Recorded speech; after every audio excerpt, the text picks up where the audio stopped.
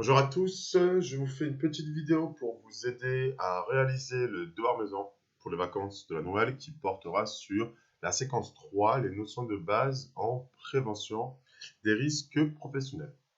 L'objectif de ce devoir maison, de cette séquence, c'est de faire émerger, de déclencher chez vous en situation d'apprentissage, donc en atelier, pendant les périodes de stage, les notions de prévention de risques professionnels. Donc là, bien évidemment, on va travailler tout ça de manière théorique, avec des exercices, mais n'oubliez pas que tout ce que vous voyez là est à projeter également dans les ateliers au lycée ou lorsque vous serez en période de stage. Comme à chaque fois, on commence par une situation. Donc celle-ci parle de la situation de Tom, un élève de seconde qui arrive en bac pro maintenance des équipements industriels. Pardon, je ne vais pas lire dans le détail la situation, je l'ai repris, il n'y a pas de mots compliqués à mon sens, mais si jamais il y a des éléments qui ne vous euh, posent problème, vous pouvez toujours aller voir sur internet. Néanmoins, ce que je peux vous dire, on le verra plus tard au cours de l'année, qu'un accident de travail est une blessure soudaine qui a lieu au travail, alors que maladie professionnelle, c'est plutôt une blessure, une maladie qui va se développer sur le long terme. Mais on aura l'occasion de redéfinir plus précisément ces deux termes au cours de l'année, et même en première ou encore en terminale. Comme à chaque fois, au début de l'année, vous allez analyser la situation de départ à problème avec la méthode du QQOQCP. Bon, ce sera sûrement la dernière fois que l'utilise de l'année. On l'a déjà bien travaillé dans cette première partie. Pas de grandes difficultés, on a déjà fait ça depuis quelques temps. Je vous rappelle juste que les conséquences, c'est ce qui vient après le problème. Donc, identifie bien le problème, identifie bien de quoi il faut se protéger, où cela se passe, etc. Pour la question 2, vous allez devoir formuler la problématique de cette situation. Alors, cette question vous pose souvent problème parce qu'elle fait appel à votre esprit de synthèse, à résumer un problème présent dans un petit texte. Pas d'inquiétude, on fait ça depuis le début de l'année. Essayez de retrouver le sujet principal qui pose problème dans ce texte. Cette fois-ci, je vous demande de le mettre en place, de le formuler sous forme interrogative. Donc, je vous ai déjà posé le point d'interrogation ainsi que le mot interrogatif de départ. Vous n'êtes pas obligé d'utiliser le mot comment. Si vous préférez formuler une phrase avec un autre mot, vous avez tout à fait le droit de le barrer, de prendre plus d'espace. C'est votre polycopier. N'hésitez pas à vous l'approprier. Identifiez le sujet principal, les conséquences et essayez de me résumer tout ça sous une question qui reprend la problématique du texte. Maintenant, on va s'intéresser aux fiches de poste. Donc, vous avez peut-être déjà rencontré des fiches de poste en atelier. Vous en rencontrerez des nouvelles lorsque vous irez en PFMP au mois de janvier. Ici, nous allons travailler avec une fiche de poste théorique que j'ai récupérée sur Internet en provenance de l'INRS.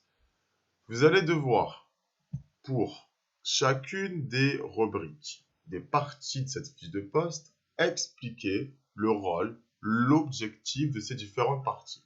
Une fiche de poste, elle va être donc classée en différents éléments qui vont vous être utiles avant d'utiliser un poste de travail. Ce que je vous demande, c'est de m'expliquer au fait le rôle, les objectifs de ces différentes parties sur cette fiche théorique. Pour vous aider, je vous ai déjà donné 3 rôles pour les parties 4, 5 et 7. Alors, la partie 4, que vous avez juste là, son objectif, à quoi elle sert, c'est qu'elle permet d'avertir l'opérateur sur les tâches présentant un risque plus élevé. La 5, quant à elle, elle permet de présenter les risques et dangers sur l'appareil. Donc celle-là, j'ai décidé de la mettre parce que en noir et blanc, lorsque ça passe à la photocopie, vous n'aurez pas forcément revu les symboles. Et deuxièmement, on n'a pas du tout travaillé encore ces symboles en classe. Donc il s'agit de symbole en lien avec le risque mécanique. Et ça veut dire qu'en fait, si on utilise l'appareil, il y a des risques ici que la main soit entraînée par les mouvements de la machine ou encore qu'on a des risques des fois de coupure ou de sectionnement. La partie 7 de la fiche de poste théorique, quant à elle, indique les qualifications et autorisations nécessaires pour utiliser l'appareil. Vous devez faire la même chose pour les parties 1, 2, 3, 6 et 8. J'ai laissé de la place pour que vous puissiez écrire cette fois-ci. Je vous invite donc bien à regarder les images, à regarder les logos, enfin, les pictogrammes, les images, etc., les titres des différentes sous-parties, ce qui est en gras pour vous apporter différentes aides. Pas de mots compliqués non plus. Je reviens rapidement sur le terme EPI, qui veut dire équipement de protection individuelle. Je pense que vous le savez déjà, vous l'avez déjà vu en atelier. Ensuite, passons à la partie suivante. Là, cette fois-ci, vous allez devoir utiliser un ensemble de définitions pour les mettre en place dans une planche d'activité. Donc, document 2. Le document 2 vous apporte la définition du danger. En résumé, un danger, c'est une cause capable de provoquer une lésion ou une atteinte à la santé. Tout objet qui va entraîner une blessure ou une lésion à court terme ou à long terme sur une personne, sur un salarié, est défini comme un danger. Ça peut être l'électricité, le feu, la fumée de soudage, un outil coupant, etc. Je vous ai mis quelques exemples ici.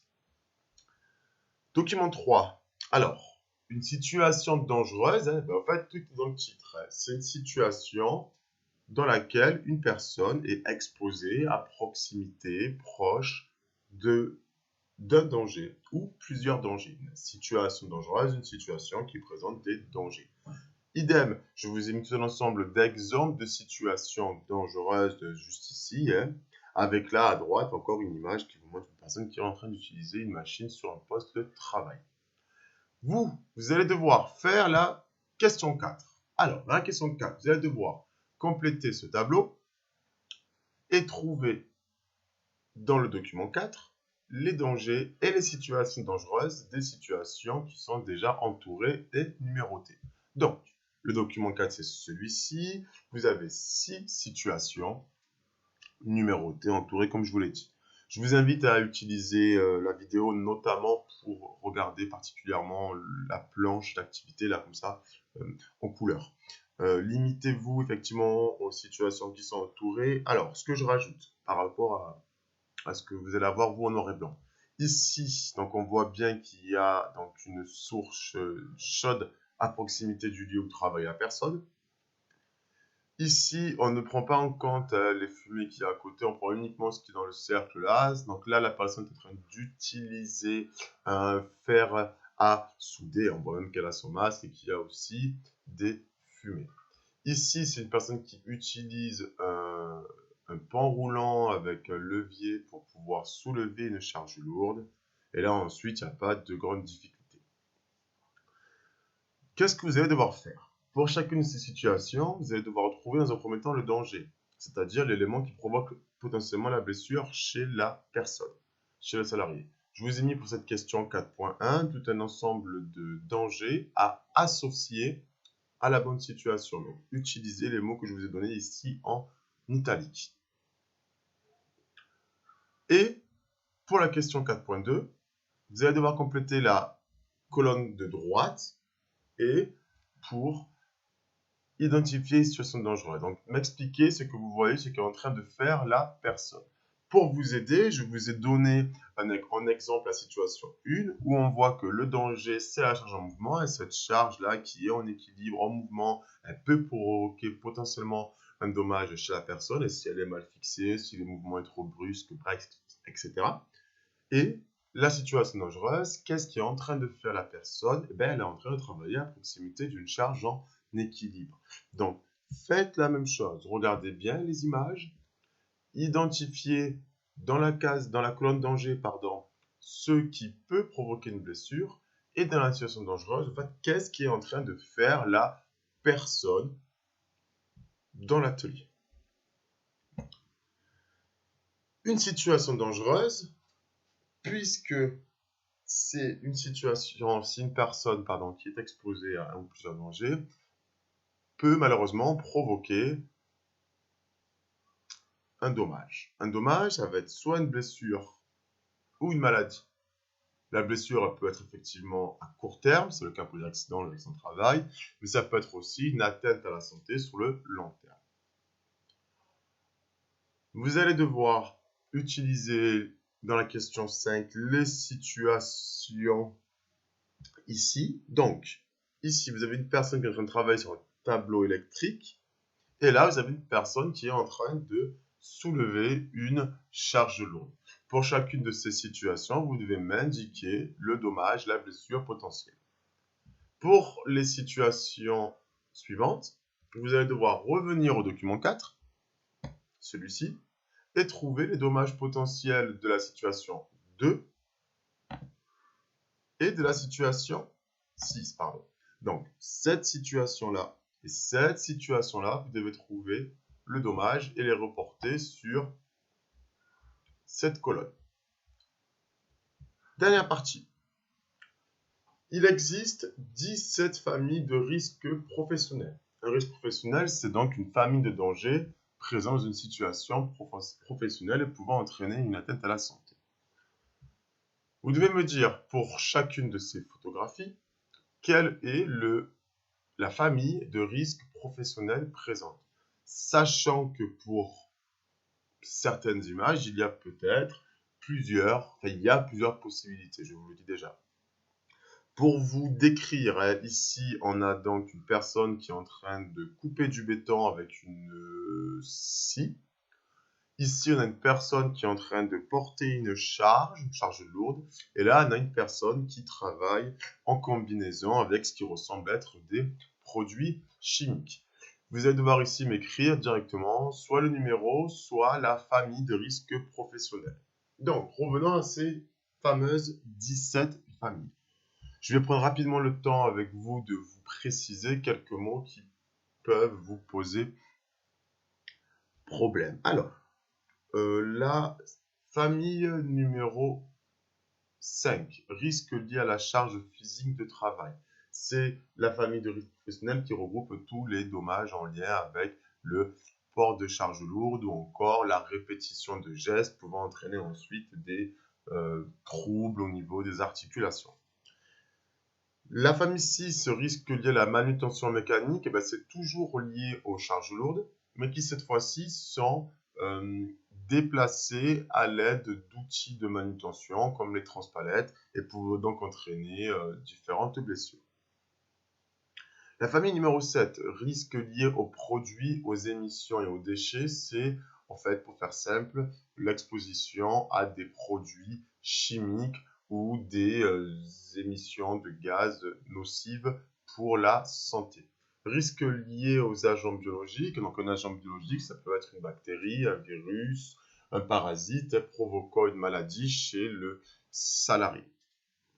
Risque lié aux équipements de travail. Donc, l'équipement de travail, ça sous-entend en fait tous les outils présents en atelier.